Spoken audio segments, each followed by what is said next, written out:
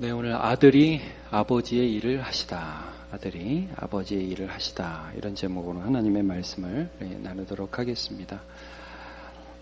우리가 좀 전에 읽은 본문에 굉장히 많이 등장하는 단어가 있는데 여러분 느끼셨겠지만 아버지와 아들이라는 단어입니다. 예수님과 하나님 아버지, 아버지 하나님과 아들 하나님의 관계를 아버지, 아들 이렇게 굉장히 강조를 해서 말씀을 하고 있습니다. 이 아버지와 아들의 관계 안에서 예수님께서 일을 하고 사역을 하고 계시다 하는 것을 나타낸 것이죠. 이것과 굉장히 대조되는 아버지와 아들의 관계가 굉장히 대조되는 모습이 인간의 모습입니다.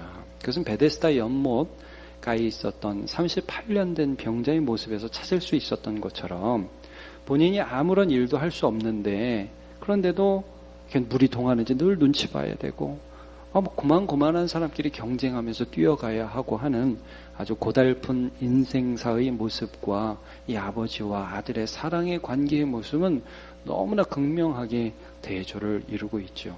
예수님께서 이 사람을 이 병에서 고쳐주신 것, 38년 동안이나 누워 있었는데 네 자리를 들고 일어서라 한 것은 이 하나님 아버지와 아들 하나님의 일하심을 근거로 해서 안식을 주시는 것이 무엇인지를 보여주시는 것이었죠. 근데 여러분, 이 육신이 나았다.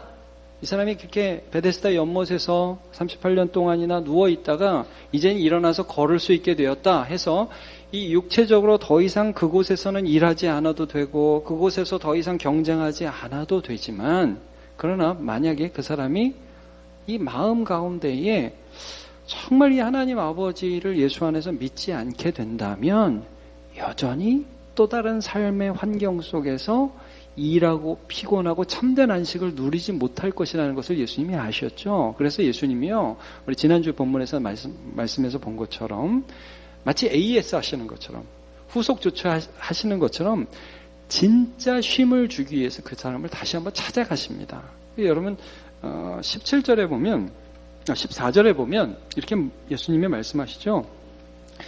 그 후에 예수께서 성전에서 그 사람 베데스다 연못에서 38년 동안이나 누워있다가 예수님의 말씀으로 고침받은 그 사람을 다시 만나십니다. 여러분 의도적으로 만나신 거예요. 그냥 우연히 만나신 게 아닙니다. 이르시되 보라 이제 네가 나았으니, 자 여러분 보라 이제 네가 나았으니 네 마음대로 살아라. 이제부터는 잘 살아라. 잘 지내자. 잘해보자. 그게 아니에요.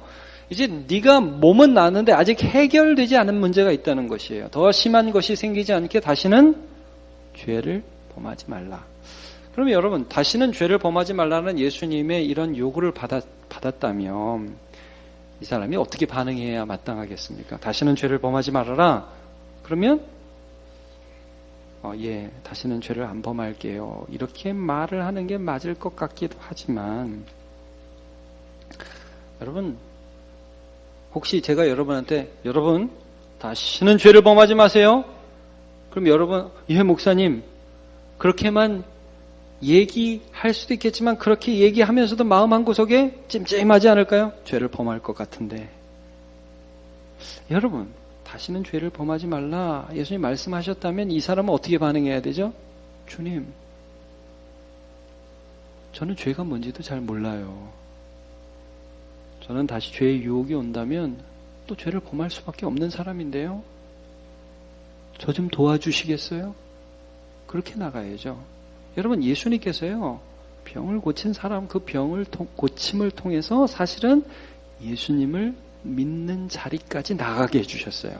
그 요한복음 4장에 나오잖아요. 왕의 신하의 아들을 고치시는 그 사건을 통해서 왕의 신하가 자기 아들이 고침을 받는 사건을 보고 예수님을 그와 그의 온 집안이 믿었더라.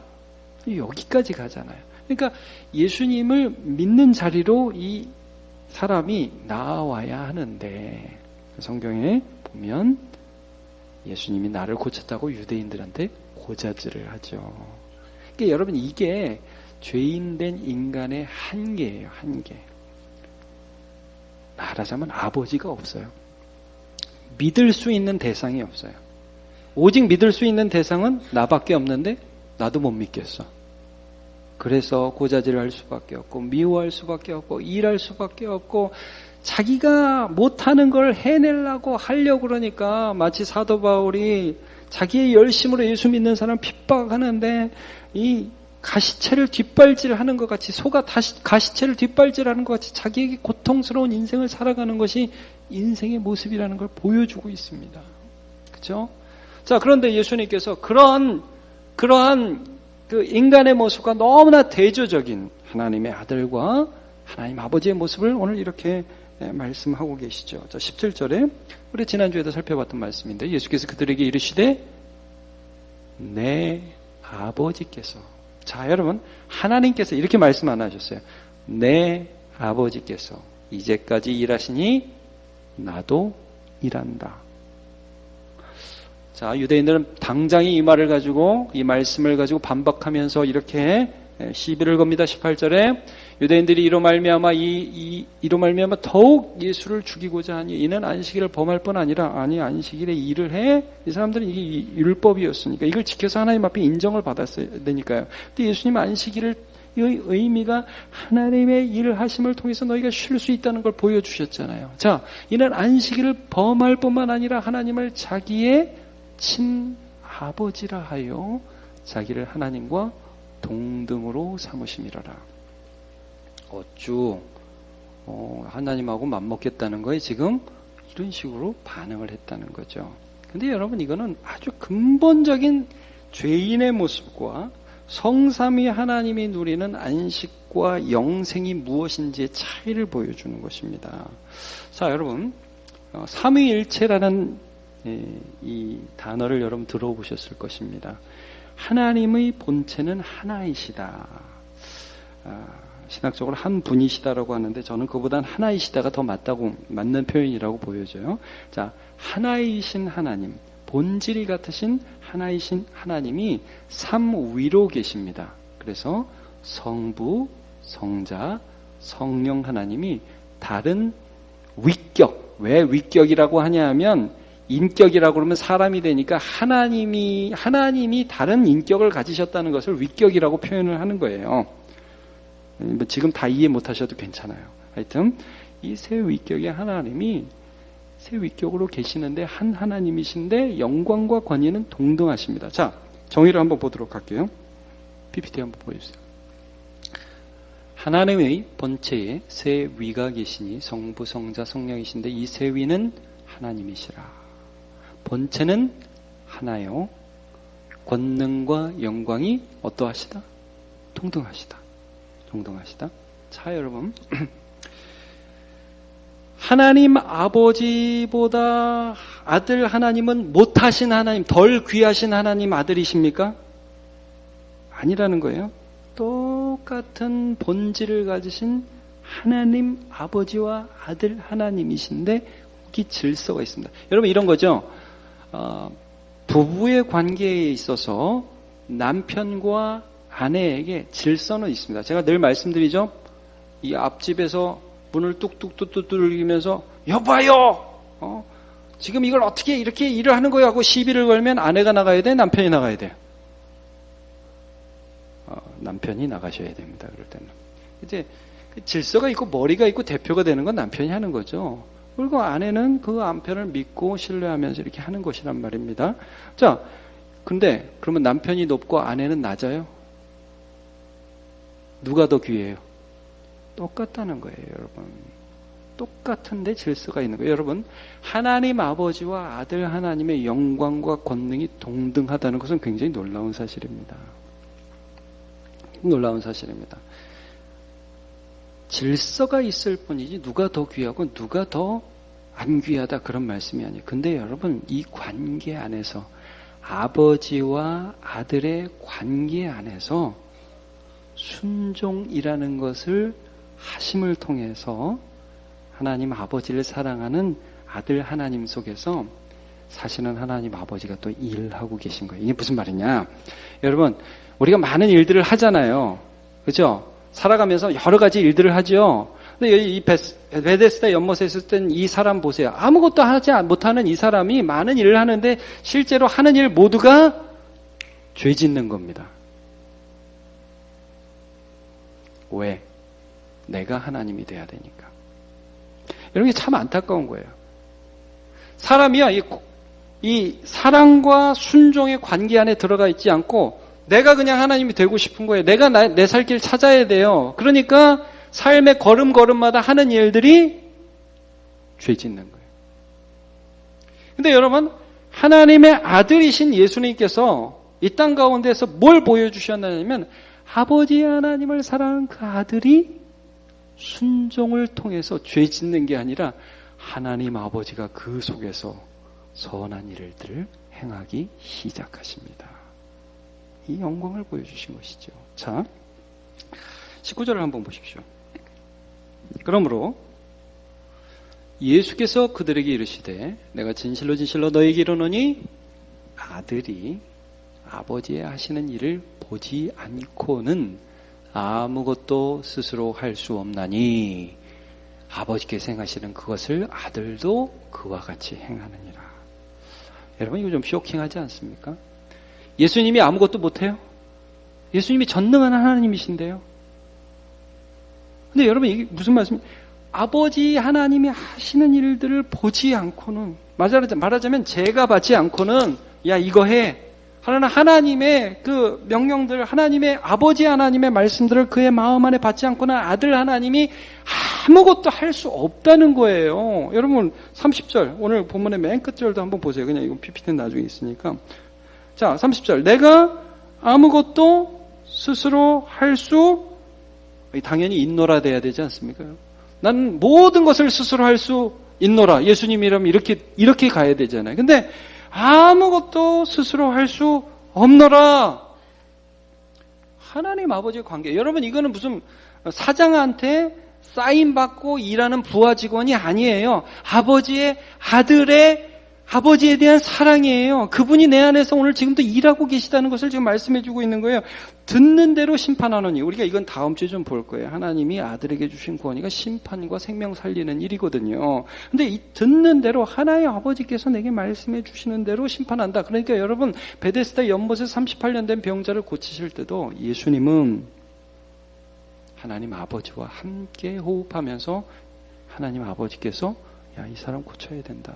내 아버지 하면서 갔다는 말씀이고, 그리고 우리가 요한복음 4장에서 본 것처럼 사마리아 여인 그 한 사람이 물 들어왔을 때 하나님이 의도적으로 하나님 아버지와 함께 사마리아로 가셔서 생수에 대한 말씀, 예배에 대한 말씀, 네가 남편이 5이 있었다는 말씀, 그리고 내가 그리스도라는 말씀을 통해서 그에게 복음 전하신 이 모든 것도 아버지 하나님과 함께하는 일이에요, 여러분. 그래서 예수님 뭐라고 말씀하셨어요? 요한복음 4장 34절에 예수께서 이르시되 나의 양식은 나를 보내신 이의 뜻을 행하며 그의 일을 온전히 이루는 이것이니라 라고 말씀을 해주고 계십니다. 좀 전에 제가 이런 말씀 드렸습니다. 죄인들은 계속해서 자기가 하나님 되려 하기 때문에 인생의 길을 걸으면서 열심히 산다고 하지만 사실은 하는 일들 하나하나가 죄 짓는 일이라고요.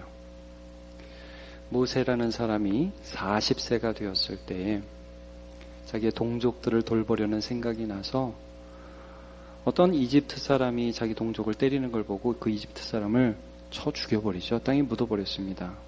그렇게 하면 사람들이 모세 그럴 줄 알았죠.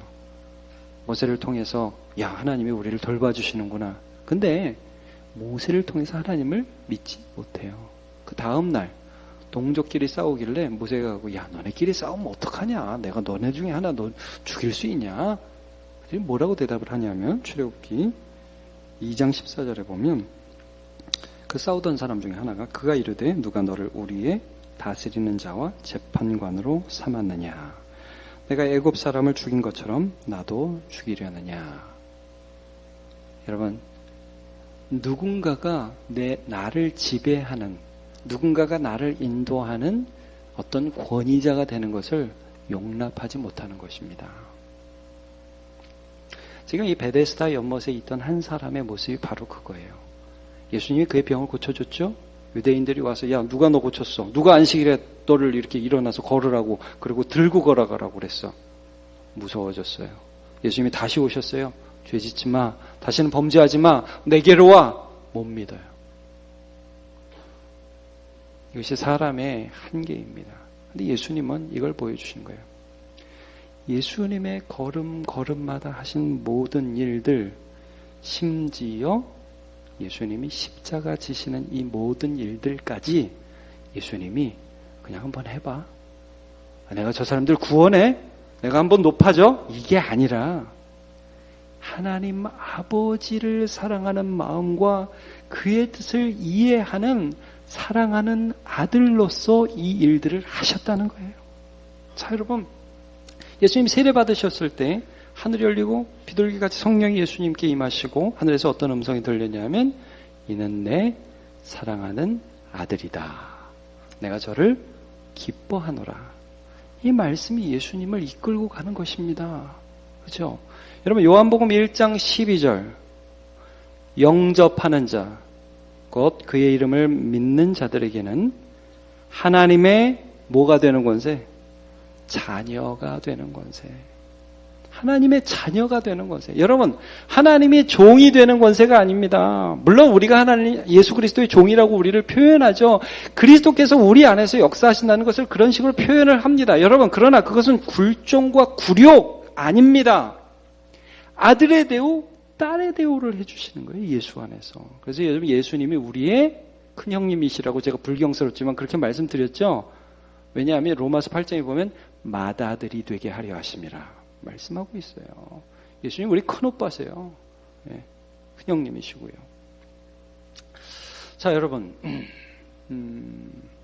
모세를 통해서 이스라엘 백성들이 보여준 것은 끊임없이 죄를 짓는 모습, 다른 말로 하면 못 믿는 모습이에요. 홍해로 딱 데려가니까 여러분 홍해 앞에서는 백성들이 뭐라고 그러죠? 애굽에 매장지가 없어서 우리를 여기서 죽이려고 하느냐. 사실은 여러분 하나님 홍해 왜 데리고 가셨어요? 홍해를 갈라서 하나님의 아버지 되심을 보여주려고 데려가셨죠.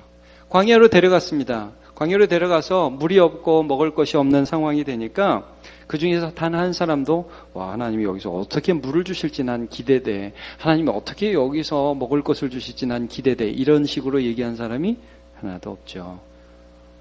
야, 옛날에 거기서 맛있는 거 많이 먹었는데 기껏 여기에 데려와서 우리를 이렇게 죽이려고 해? 여러분 하나님이 그런 자들에게 물과 만나와 메추라기를 주심으로 아버지 되심을 보여주셨습니다. 저는 우리 남문교회 성도들이 많은 일들을 하기를 원하는데요. 우리가 예수 믿으면서 하나님을 향하여 많은 일들을 행하기를 원하는데 참 우리가 살아가면서 힘든 게 뭐냐 하면 주님을 향해서 사랑하면서 착하게 선하게 살고 싶은데 살아가면서 하는 일을 딱 뒤돌아보면 맨날 죄 짓고 삽니다, 여러분. 이게 아이러니한 것입니다. 근데 예수를 믿으면 하나님이 내 아버지가 되어주시면 예수님이 내 속에 살아서 말씀하시고 내 생각이 아니에요, 여러분. 예수님의 생각이에요. 예수님이 내 속에서 말씀해 주시고 예수님이 내 속에서 행해 주시는 그것들이 믿음으로 나타날 때 정말 내가 하나님의 아들이구나. 하나님이 내 속에서 역사하시는구나. 여기에 우리의 참된 소망이 있는 것입니다. 여러분, 인간적인 노력과 결심과 결단이 무엇을 만들어내는 것이 아니라 예수께서 진짜로 내 안에서 살아서 역사하시는 것입니다. 내가 사는 것이 아니라 그리스도께서 내 속에서 사시는 것입니다.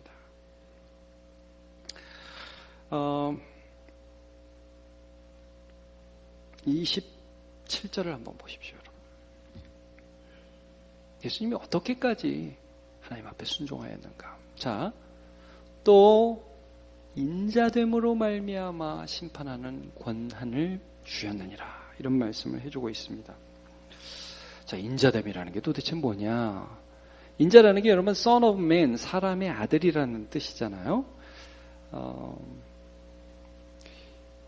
여러분, 예수님이 하나님의 아들이에요? 사람의 아들이에요? 우리가 얼핏 볼 때는 하나님의 아들이신데 왜 굳이 사람의 아들이라고 지금 표현을 하시느냐 하면 이건 이거죠. 여러분, 예수님이 사람의 아들이 되실 필요는 사실 없었습니다. 그럼 뭐 때문에 사람의 아들이 되셨어요? 하나님의 뜻에 하나님을 사랑하고 세상을 구원하시려는 하나님의 마음에 순종하신 거죠. 여러분, 인자됨이라는 단어 자체가 순종이란 뜻이에요. 여러분, 이 순종하신 예수 그리스도께 하나님의 권세를 주신 거예요. 권세는 다음 주에 좀 더 보도록 하고요. 인자됨이라는 것은 다니엘서 7장에 나오는 이런 단어인데요. 다니엘 7장 13절 14절을 보면 이렇게 나와 있습니다. 내가 또 밤 환상 중에 보니, 자, 여기 보면 인자 같은 이, 다니엘이 보니까 밤에 환상을 보는데 인자 같은 이, 사람의 아들 같은 이가, 여러분, 사람이 좀 볼품이 있어요. 다니엘 환상 중에 굉장히 영적인 걸 많이 보거든, 신비한 걸 많이 보거든요. 근데 사람의 아들 같은 별로 볼품도 없는 것 같은 그런 이가 하늘 구름을 타고 와서 옛적부터 항상 계신 이, 여러분, 옛적부터 항상 계신 이 누구냐 하면 하나님 아버지세요. 하나님 아버지께 사람 같은 분이 쫙 인도되는 거예요. 그리고 인도돼가지고 어떤 일이 벌어지냐면 14절에 그에게, 말하자면 인자에게, 우리가 알듯이 순종하신 예수님이죠. 이 땅에 와서 사람이 되어서 많은 사람들을 찾아다니면서 복음 전하시고 십자가에 달려 죽으시고 그리고 다시 살아나신 그 인자 같은 그에게, 사람의 아들이 되기까지 순종하신 하나님의 아들에게 권세와 영광과 나라를 주고 모든 백성과 나라들과 다른 언어를 말하는 모든 자들이 그를 섬기게 하였으니 그의 권세는 소멸되지 아니하는 영원한 권세요 그의 나라는 멸망하지 아니할 것이니라 말씀해주고 있죠. 빌립보서 2장을 정확하게 미리 본 것입니다. 그는, 예수님은 근본 하나님의 본체시나 하나님과 동등됨을 취할 것으로 여기지 아니하시고 오히려 자기를 비워 종의 형체를 가져 사람들과 같이 되셨고, 자, 이게 뭐예요? 순종하셨다는 거죠. 안 돼도 되는 일들을 하셨다는 것입니다. 왜냐? 아버지를 사랑하는 아들이기 때문에 그렇게 하신 것이죠. 그렇게 하셔서 하나님은 어떻게 해주셨죠? 아버지 하나님은? 그러므로 하나님이 그를 지극히 높여 모든 이름 위에 뛰어난 이름을 주사 하늘에 있는 자들과 땅에 있는 자들과 땅 아래에 있는 자들로 모든 무릎을 예수의 이름에 꿇게 하시고 모든 이름으로 예수 그리스도를 주라 시인하여 하나님 아버지께 영광을 돌리게 하셨느니라. 아멘. 그 일들을 하신 것입니다. 그럼 예수님이요, 순종하셨어요. 아들이시기 때문에 할 수 있는 순종이에요. 그 젊은 사람들 유행가 보면 닭살 돋죠. 거기 자주 나오는 가사가 이런 거거든요. 너 없으면 안 돼. 뭐 이런 말들. 제가 최근에 유행가 가사 하나 또 재밌어서 한번 좀 봤던 적이 있는데, 너를 공부해. 그냥 뭐 재미로 한번 들으십시오, 여러분. 요즘에 눈 뜨자마자 밤에 잠들 때까지 하루 종일 하나부터 열까지 너만 생각하면 대단한 거잖아. 근데 그걸 내가 해. 투덜거리는 말투와 새침한 표정까지 작은 부분 머리부터 발끝까지 너만 생각해도 시간이 모자라. 어르신들은 별로 공감이 안 가죠, 이게. 네. 옛날에 그런 때가 있었지. 근데 아마 오늘 이 청년들은 공감이 가요? 청년들은 별로 공감이 나는 아직 없어, 이런 표정인데. 여러분, 사실 이런 가사를 이렇게 보면 우리는 속으로는 결혼해봐, 이런 말이 나오지만, 예. 근데, 진짜 사랑할 때 이런 고백을 이제 하게 되는 부분들에 조금 이제 공감 가는 어떤 공통점은 있을 수 있어요. 뭐냐면, 없으면 안 될 것 같아요. 그리고 사실 이런 거는 아니지만, 제가 우리 어르신들 봐도 노년에 60, 70 이렇게 되시면서 부부가 이렇게 보면, 아이고, 저분 마누라 없으면 안 될 것 같아요. 그리고 남편이 있어야 돼요. 네. 근데 여러분, 지금 예수님이 굉장히 굉장히 하나님의 아들로서 어떻게 보면 죄인들의 눈에 볼 때 이해 안 가는 고백을 하시는데 뭐냐면 나는 스스로 할 수 없다 이거예요. 나는 스스로 할 수 없다. 나는 하나님 아버지가 아니시면 할 수 없다. 나는 이게 너무 기쁘다. 베데스다 연못에 38년 된 그 사람은 맨날 혼자 살아 혼자. 모든 걸 다 혼자 해. 지나보니까 다 죄예요. 근데 예수님은 모든 것을 아버지와 함께 하시면서 아버지가 그 속에서 일하시는 인생을 보여주셨습니다. 이 아들의 자리로 우리를 초청해주고 계신 것입니다. 저는 우리 성도들이 아까도 말씀드렸지만 이 세상을 살아가면서 많은 일들을 하시기를 축복합니다. 그런데 그 많은 일들이 내가 하나님 믿지 않고 내 힘으로 하는 일이 될 때에는 지나가고 뒤돌아보면 죄의 발자국밖에 되지 않는 경우가 얼마나 많은지요. 그런데 우리 구주 예수 그리스도 안에서 하나님 아버지를 사랑하게 되고 사실은 하나님이 예수 믿어라 라고 우리를 불러주신 것은요. 그 삼위 하나님의 영광의 관계 안으로 우리를 초청하시는 것입니다. 그렇게 되면 하나님께서 우리 가운데에서 일하심을 경험하게 됩니다. 여러분, 아들로 살아가시기를 축복합니다. 딸로 살아가시기를 축복합니다. 혼자 발버둥며 죄의 발걸음을, 죄의 족적을 남기는 인생이 아니라 하나님의 일하심을 경험하시길 예수님 이름으로 축복합니다.